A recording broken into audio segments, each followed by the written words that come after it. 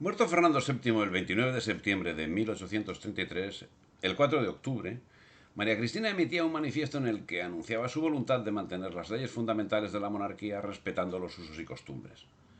Desde ese momento y hasta 1868 tiene lugar lo que podemos denominar proceso de revolución liberal. En este proceso, la antigua monarquía absoluta fue transformada en una monarquía constitucional y parlamentaria. Se consagró la libertad de contratación, de industria y de comercio y se dio pie a una nueva clase dirigente, la burguesía agraria, que posibilitó el desarrollo del capitalismo. Todo bajo el paraguas de las potencias extranjeras, que garantizaban el proceso en España, ya que de manera abierta era considerada un protectorado británico. Durante los años de la guerra se acometieron reformas administrativas de gran calado y consecuencias, como les fueron la división provincial de 1833, los decretos desamortizadores, eh, la elaboración de la Constitución de 1837, de carácter liberal progresista, y el apogeo de la prensa política y satírica, teniendo en cuenta además que se produjo una serie de epidemias de cólera en 1834 que produjo una gran mortandad y también tuvo una incidencia en el asunto. El embajador británico Ray Neval escribía: el señor Cea gobierna no solo tras el advenimiento de la reina, como gobernaba solo durante los 6 últimos meses del reinado de Fernando. Comportándose así, parece tener por objeto impedir la sublevación del partido realista puro, asegurándose el mantenimiento de la autoridad absoluta y de los privilegios particulares. Así, ha pensado que el partido absolutista, garantizados sus intereses y sus opiniones, abrazaría con menos ardor la causa de don Carlos, convirtiéndose en más personal y menos política. ¿Se habrá equivocado? Cea Bermúdez, primer ministro de la regencia de María Cristina, que había ocupado el mismo cargo ya en 1824, sería sustituido por Martínez de la Rosa, Rosita la pastelera, de corte más liberal, sin que ello comportase nuevas dimensiones, ya que los cambios, cuando se habían producido, habían sido introducidos bastante tiempo atrás, los más fundamentales desde octubre de 1832, sin necesidad de esperar a la muerte del monarca, y precisamente por eso contando con su aquiescencia, lo que les otorgaba una gran legitimidad. La reincorporación de los exiliados a la vida nacional se efectúa de forma rápida gracias al decreto de amnistía promulgado por María Cristina el 23 de octubre, a poco menos de un mes del deceso de Fernando VII. Y al calor de las reformas surgieron varias organizaciones secretas de corte republicano y federal, como fueron los Carbonarios, la Federación o la Joven España. Pero los cambios, para que todo siguiera igual, comenzaron incluso antes, el 30 de septiembre, un día después de haber fallecido Fernando VII, se presentó el decreto de la división civil de la península en provincias. En estos momentos, en los que la guerra civil era un hecho, Martínez de la Rosa buscaba un acuerdo entre los carlistas y los liberales, pero siempre sometidos a los principios liberales, algo que garantizaba la imposibilidad del pretendido acuerdo. En ese sentido, el gobierno de Martínez de la Rosa, el 10 de abril del 34, hizo público el Estatuto Real de 1 de abril, en el que se regulaba el funcionamiento de las Cortes y se establecía un sistema bicameral compuesto por próceres, elegidos por el rey, y por procuradores que serían elegidos por un censo de unas 160.000 personas titulares de una renta mínima. Estos pormenores del Estatuto Real, que significaban un fortalecimiento del liberalismo y la marginación de los carlistas, hizo que los liberales quedasen profundamente insatisfechos, lo que llevaría a movilizaciones que acabarán en una revuelta popular en el año 1835. El estamento de próceres estaba compuesto por obispos y arzobispos, por grandes de España, por títulos de Castilla, por un número indeterminado de españoles elevados en dignidad e ilustres por sus servicios en las varias carreras, por propietarios territoriales o dueños de fábricas, eh, por personal proveniente de la enseñanza pública o que haya cultivado las ciencias o las letras, hayan adquirido gran renombre y celebridad y con tal que disfruten una renta anual de 60.000 reales, ya provenga de bienes propios, ya de sueldo cobrado del erario. Se trataba en definitiva de una revolución liberal que como tal se extendería hasta el año 1843, revolución que fue intensa y que acabó con el antiguo régimen, instauró de forma definitiva la sociedad liberal y capitalista y provocó la división entre moderados y progresistas, así como la aparición de demócratas y republicanos. y marginó a la sociedad. Todo el proceso era seguido y controlado por Francia y por Inglaterra, que se constituyeron en tutela moral y material del régimen recién instaurado. Sus representantes diplomáticos en Madrid comenzaron a desempeñar un papel protagonista en la escena política. Entre ellos, hubo en ocasiones cierta tensión por hacerse con el monopolio de la influencia. El representante francés fue a veces la mano negra que manipuló a los gobernantes españoles y trató de conducir su política. Pero las más de las veces fue el representante británico quien salió como triunfador y quien conservó, aún en los momentos menos favorables para la diplomacia inglesa, un gran poder de influencia directa e indirecta en la vida política de España. Entre tanto, la guerra de sucesión, la primera guerra carlista, seguía su curso. La situación de total anarquía, la hacienda inexistente, las cosechas quemadas. En esta situación, en 1835, y tras volver del exilio en Inglaterra, hace acto de presencia Juan Álvarez Méndez, Mendizábal, agente de Inglaterra que poco antes había ocasionado la caída del rey Miguel de Portugal, protector de las aspiraciones de don Carlos, pretendiente al trono de España. Mendizábal es nombrado presidente del gobierno, puesto del que dimitió, pero en 1836 fue llamado para asumir la cartera de Hacienda, puesto que volvería a ocupar el año 1843. En octubre del 35 suprimió las órdenes religiosas, excepto las dedicadas a la enseñanza, la beneficencia y las misiones en Filipinas, y organizó un ejército de 100.000 hombres para combatir al carlismo. Luego, la revuelta generalizada y la amenaza por parte de ingleses y franceses de abandonar el apoyo a Isabel II si la soberana no se sometía a la Constitución de Cádiz. Poco podía hacer al respecto un gobierno que dependía de Francia y sobre todo de Inglaterra en todos los campos. La colonia debía seguir las instrucciones de la metrópoli, entre otras cosas, porque la marina se componía de 3 navíos prácticamente inútiles, 4 fragatas en mal estado, 3 corbetas, 7 bergantines y otros buques menores. En ese total sometimiento y al objeto de tranquilizar la colonia a base de violencia, el gobierno promulgó el Real Decreto de 24 de octubre de 1835 que declaraba soldados todos los españoles solteros o viudos sin hijos con edades comprendidas entre los 18 y los 40 años, lo que ocasionó gran disgusto social y deserciones que engrosaron el ejército carlista. Sin embargo, el nombramiento de Mendizábal satisfacía ampliamente las aspiraciones de los liberales, lo que posibilitó de manera decisiva el sometimiento de las juntas revolucionarias que venían provocando disturbios. Las que mayor poder habían representado, las que habían tenido mayores exigencias y que se sometían ahora gustosas y voluntariamente, sin que se les hiciese concesión alguna, sin promesas, sin otra cosa que correr un velo sobre lo pasado. No era del todo cierto, era cierto, ya que las juntas andaluzas permanecieron rebeldes, pero finalmente ciertamente se sometieron, con lo que pudo realizar la convocatoria de Cortes. Con este ambiente, el 16 de noviembre del 35 tiene lugar la apertura de la segunda legislatura de las Cortes convocadas conforme al Estatuto Real.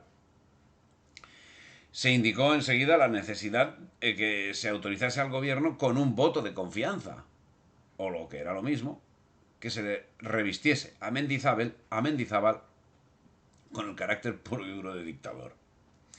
Como si su limitada capacidad política, sus simpatías exclusivas por Inglaterra, bueno, más que simpatías, sometimiento directo, y sus hábitos mercantiles no dejaran columbrar desde luego el uso del poder que solicitaba. Para acabar de embrollarlo todo, y parece que con el único fin de distraer la atención sobre la total dependencia británica en la que había caído también la España peninsular, las discusiones parlamentarias estaban a la orden del día.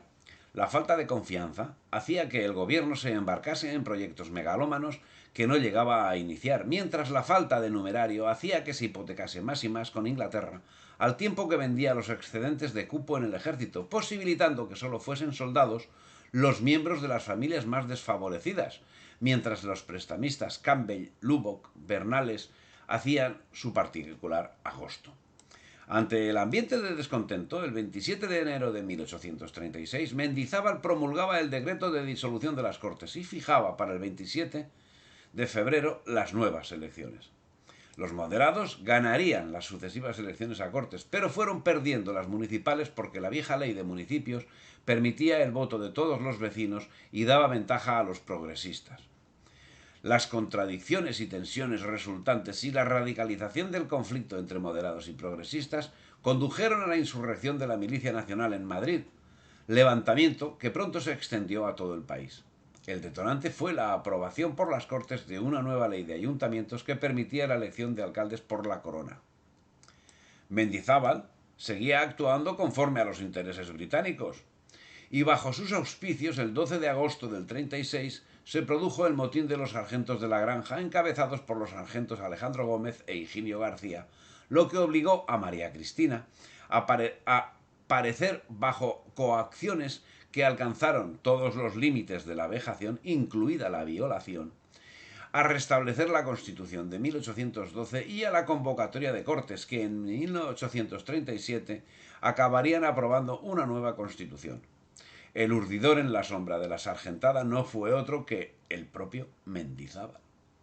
Ya en el 37, moderados y progresistas pactaban una nueva Constitución que proclamaba aspectos básicos del liberalismo, tales como la confesionalidad del Estado y la división de poderes, y el Estado asumía la financiación del clero en compensación por la desamortización. Las elecciones son ganadas por los moderados, que inician una actividad contraria a la desamortización. Los partidos moderado y progresista inician la alternancia que perdurará durante el reinado de Isabel II, con la permanente intervención de los militares Espartero, O'Donnell y Narváez, que serían referentes hasta 1843. Pero la Constitución, que sería proclamada el 18 de junio del 37 y que introdujo en España la monarquía constitucional como forma de gobierno, estableció de forma implícita la división de poderes y consagró algunos derechos como la libertad de imprenta o la inviolabilidad del domicilio. Es rechazada por los liberales más avanzados, que acaban escindiéndose del Partido Liberal y adoptando los principios federalistas. Pero esta Constitución, de carácter progresista, dejaba marginada a la mayor parte del pueblo español en beneficio de los sectores liberales, donde el voto sería ejercido por quienes tuviesen un determinado nivel de riqueza, en lo que es conocido como plutocracia. Es ahora cuando se lleva a cabo la desamortización, que comportó conflictos con la Iglesia, solventados en 1851 con la firma del Concordato. Al respecto del texto constitucional señalaba Jaime Balmes: entregad la Constitución al señor Martínez de la Rosa y, sin faltar a su juramento, sin quebrantar ni escatimar la Constitución vigente, se valdrá de ella para conducir la nación al sistema del Estatuto. Entregadla al señor Argüelles y, también sin ser quebrantada la Constitución de 1837, veráse la nación conducida al sistema del año 12. Indica todo esto cuán escaso significado tiene la palabra espíritu aplicada a esta materia, pues cada cual la interpreta a su modo. Lo mismo puede decirse con respecto a lo que se llama consecuencias, pues que, siendo estas tan varias y tan opuestas como hemos visto, equivale a decir que necesarias y determinadas no tienen ninguna. Si se quiere acomodar la Constitución al estado social del país, parecerá que se la falsea. Y si se le quiere dar un desarrollo conforme al estado social de otros países donde hay constituciones semejantes, entonces se chocará con la sociedad y serán inevitables males de la mayor cuantía. ¿Qué razón tenía Jaime Balmes? Con el control en manos de Espartero, los pronunciamientos se suceden mientras las Cortes se enzarzaban en discusiones varias y vanas. Un espectáculo circense que el 7 de octubre acabó reflejado en un abrazo como el de Vergara. El 31 de octubre, Narváez hizo acto de presencia en el Congreso de los Diputados y leyó un decreto de la reina regente por el que se suspendían las Cortes hasta el 20 de noviembre. A esas alturas, Espartero era el fiel de la balanza de la política española. Había sido consultado por el gobierno cuando se especulaba la disolución de las Cortes, que finalmente se llevaron a cabo, dando lugar a elecciones generales que tuvieron ocasión en enero de 1840. y que registraron irregularidades de todo tipo, así como enfrentamientos físicos entre progresistas y conservadores. Las elecciones fueron ganadas por los conservadores. Ello, naturalmente, no dio lugar a ninguna paz, siendo que el 18 de febrero se abrieron las Cortes, que fueron abandonadas por los progresistas. Los días 23 y 24 de febrero, los diputados progresistas acusaron a los moderados de haber tratado con los carlistas, mientras un motín popular amenizaba la sesión, por lo que fue declarado el estado de sitio en Madrid, manteniéndose el mismo durante 24 días. A consecuencia de estos sucesos fueron depuestos el jefe político José María Puig y el gobernador militar Nicolás Isidro, habiendo reemplazado al primero Diego Entrona y al segundo el brigadier Barco, comandante de artillería de la Guardia. El general Villalobos continuó regentando la Capitanía General de Castilla la Nueva. Este año, 1840, es aprobado el proyecto de ley de amnistía que había presentado el Partido Moderado a las Cortes. Tras el abrazo de Vergara del 31 de agosto de 1839, tendiendo una mano protectora y amiga al Partido Carlista, pero que sería rechazado por los liberales y por la prensa.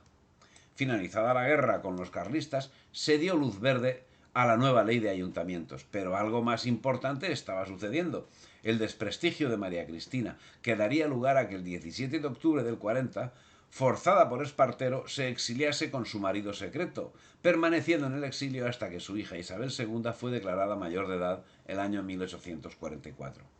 Pero en el 41, Jaime Balmes hacía un análisis de lo acaecido y dejaba escrito lo siguiente: circunstancias aciagas entregaron a esta nación desventurada a merced de las pasiones. Repetidas veces vio cambiada su ley fundamental, la monarquía absoluta, el Estado real, la expectativa de su reforma, la Constitución de 1812 y la de 1837. Todo eso recorrió en brevísimo tiempo y en medio de una guerra de sucesión, en una minoría, estando la nación entera como una pirámide asentada sobre su vértice.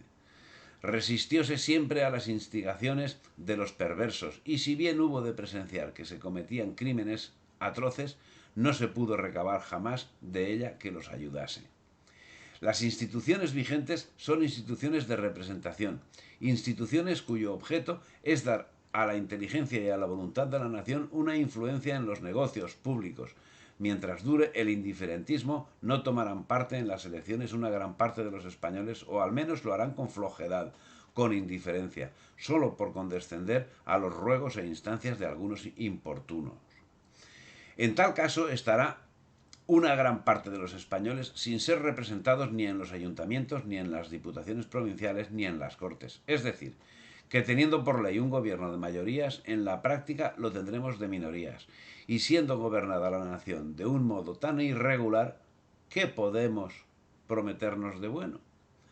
Para que los hombres se reúnan es menester un punto de reunión, una enseña que los guíe, un nombre que les sirva de seña, una cabeza inteligente que plantee y dirija la organización, y una mano robusta capaz de empuñar la bandera, de enarbolarla y de marchar con resolución a su destino. Todo esto lo han tenido los partidos, pero no la nación. E inclinándose ahora a unos y después a otros, se ha visto al fin burlada de todos, sin que ninguno de ellos haya sido capaz ni de hacer su dicha, ni de curar sus males, ni siquiera de asegurarle sosiego. No era solo Jaime Balmes. Manuel Durán y Bas, ministro de Gracia y Justicia, en 1899, durante la regencia de María Cristina, afirmaba: la monarquía y el catolicismo son los dos grandes elementos de la nacionalidad española. Fuera de estos grandes elementos, todos los afanes serían vanos para fijar nuestra unidad nacional. La monarquía y el catolicismo son las únicas formas con que nuestro pueblo comprende el poder, con que nuestro pueblo expresa el sentimiento religioso. En fin, la voz que clama en el desierto. La desidia popular por una parte y el ensañamiento político por otro posibilitaron que en diciembre de 1841 los republicanos ganasen representatividad en las elecciones municipales y consiguiesen 3 escaños en el Congreso de los Diputados, al tiempo que llamaban al uso de las armas en sus periódicos El Huracán, La Campaña, El Republicano, El Regenerador, El Peninsular, El Pueblo Soberano, etcétera, etcétera, etcétera. En 1843, ya con María Cristina en el exilio, dio comienzo el reinado de Isabel II, que duraría hasta 1868 y que conoció varias etapas. ¿Cuáles son? La década moderada, entre el 43 y el 53, tuvo como protagonista al Partido Moderado de Narváez, que contó con el apoyo de la corona y del ejército y con la oposición de progresistas, demócratas y carlistas, y cuya base legal la plasmó en la Constitución de 1845, donde se acordaba la soberanía compartida con la corona, que tenía amplios poderes que abarcaban la disolución de las Cortes y el veto de las leyes en menoscabo del poder legislativo. Otras medidas destacables fueron la aplicación del sufragio censitario restringido, la exclusividad de la religión católica, la centralización administrativa, el concordato con la Santa Sede en 1851, el decreto de puertos francos en 1852, la creación de la Guardia Civil en el 44, la reforma tributaria de Mont-Santillán en el 45 o el plan de educación de Pedro José Pidal. El gobierno de Narváez durará 2 años, que será sustituido por otro masón, Istúriz, que ya había sustituido a Mendizábal en su momento. En el 48 tuvieron lugar manifestaciones de carácter nacionalista y se tuvo noticia de las primeras organizaciones del movimiento obrero. Es en estos momentos cuando se tiene noticia de un grupo socialista diferenciado del movimiento democrático general. A la década moderada le siguió el bienio progresista entre 1854 y 1856, en el que el protagonista sería el Partido Progresista, dirigido por Baldomero Espartero, que se marcó como objetivo restaurar los principios constitucionales del 37 en una nueva constitución que, redactada en el 56, no llegó a ser promulgada. El nuevo texto era sensiblemente distinto a la Constitución del 45, así en su artículo primero señalaba que todos los poderes públicos emanan de la nación, en la que reside esencialmente la soberanía, y por lo mismo pertenece exclusivamente a la nación el derecho de establecer las leyes fundamentales. En el artículo quinto señalaba que unos mismos códigos regirán en toda la monarquía y en ellos no se establecerá más que un solo fuero para todos los españoles en los juicios comunes, civiles y criminales. En fin, el Senado, cuya elección era exclusiva del rey en la Constitución de 1845, pasaba a ser elegido por sufragio, si bien el cargo era reservado para quienes tuviesen una determinada renta. En el artículo 73 abría las puertas a la creación del jurado. Pero si no fueron capaces de dar a luz el nuevo texto constitucional, sí llevaron a efecto actuaciones de envergadura, como fue la nueva desamortización civil de Madoz de 1855, que afectó sobre todo a bienes de ayuntamientos, y la ley de ferrocarriles también de 1855. La dimisión de Espartero del 56, ocurrida por cuestiones sociales de conflictos y crecimiento de los demócratas y republicanos, no evitó el desarrollo de estas leyes, que fueron desastrosas para la economía nacional, que se vio todavía más hipotecada a los intereses foráneos, especialmente británicos, de los que era deudo el propio Espartero. En el 54, año que dio comienzo el bienio progresista, era tal el desprestigio que iba adquiriendo una corona corrupta y veleidosa que incluso los propios moderados tuvieron que redactar el famoso manifiesto de Manzanares, que recogía ciertas reivindicaciones progresistas: libertad de imprenta, abolición de impuestos sobre los consumos, restauración de la milicia nacional, etc. En medio de la calle se conspiraba, en este año 54, y sin embargo dormía el gobierno con la mayor confianza, al borde del abismo. Verdad es que el gobierno estaba solo, aborrecido, estigmatizado. Hasta su propia policía se consideraba en el deber de serle desleal. Que los secretos de aquella conspiración a voces no lo supiera el ministerio. Miles de personas intervinieron en esa conspiración y no hubo una deslealtad, no hubo una traición. Hasta sería difícil señalar una imprudencia. Desde 1856, cuando Narváez sustituye a Leopoldo O'Donnell hasta el 68, año de la gloriosa, tuvo lugar lo que pasó a conocerse como crisis del moderantismo, periodo en que se turnaron en el gobierno los unionistas de O'Donnell y los moderados de Narváez. Uno de los logros más trascendentales de este periodo fue la puesta en vigor en 1857 de la Ley de Instrucción Pública, llamada también Ley Moyano. Fue la primera ley de educación, conocida como tal, que instauró la enseñanza pública en España y que se mantuvo vigente hasta, hasta bien entrado el siglo XX, ya en su segunda parte del siglo XX. La ley Moyano del 57 declaraba obligatoria la enseñanza primaria para niños de 6 a 9 años, pero dejaba en manos de los municipios el pago de maestros e instalaciones, con lo cual, de esta forma, los maestros tenían sueldos inferiores a los de un obrero y los municipios rurales, que eran la inmensa mayoría, se declaraban faltos de recursos para remediar la situación. El asunto del sueldo de los maestros no quedaría resuelto hasta el año 1900. Por lo que se refiere a la enseñanza secundaria, su carácter de privilegio es especialmente evidente en el año 1900. Primero porque solo hay 28.000 alumnos en todo el país. Pero sobre todo porque el Estado solo posee 59 instalaciones frente a 504 colegios privados. Y si de la secundaria pasamos a la enseñanza superior o universitaria, nos encontramos con 10 distritos universitarios en los que cursan estudios 17.000 matriculados. En fin, si la universidad era privilegio de pocos, su dotación y funcionamiento distaba de ella un núcleo de... Bueno, distaban de hacer de ella un núcleo dinámico desde el punto de vista intelectual y científico.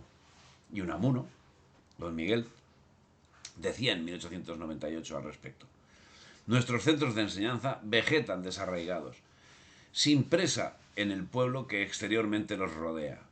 En vez de investigarse en ellos, se administra por inyecciones lo investigado ya en otras partes. Y como el alumno no es activo ni se asocia a la labor científica, da en papagayo. El que sin haber leído a Tirso tiene que dar en el examen un juicio sobre él, ¿qué ha de hacer más que repetir el que le dio su maestro? Que de ordinario tampoco suele ser su propio juicio.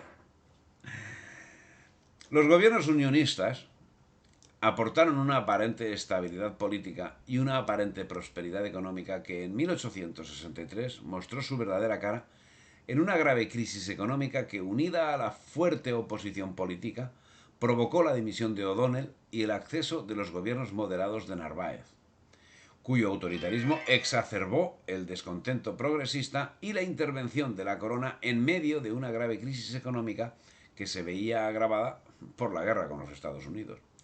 Con la excusa del creciente descontento social y el también creciente desprestigio de la corona, las distintas fuerzas políticas, de aparentes sentimientos irreconciliables entre ellas, se reunieron en el año 1866 en Ostende, en Bélgica, donde llegaron a un acuerdo, el conocido como Pacto de Ostende, para lograr un cambio no solo de gobierno, sino también de monarquía. Todo lo que se estaba orquestando tendría como resultado final la Revolución Gloriosa de 1868, paso que podemos entender como imprescindible para dar sustento a los acontecimientos de 1873, cuando tras el reinado de Amadeo I se inicia la Primera República y con ella los levantamientos cantonalistas.